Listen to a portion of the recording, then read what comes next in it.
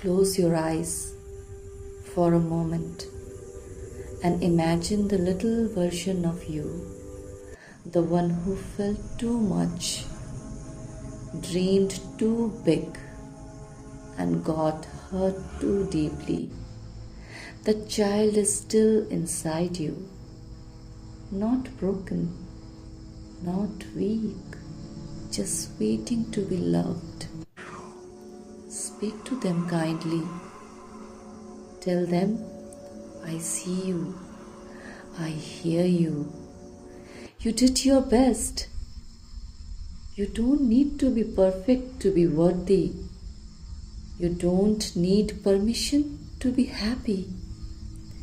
Your inner child doesn't need criticism. They need protection, safety, and belief. Every time you choose healing over hurting, courage over fear, love over doubt, you become the hero they were waiting for.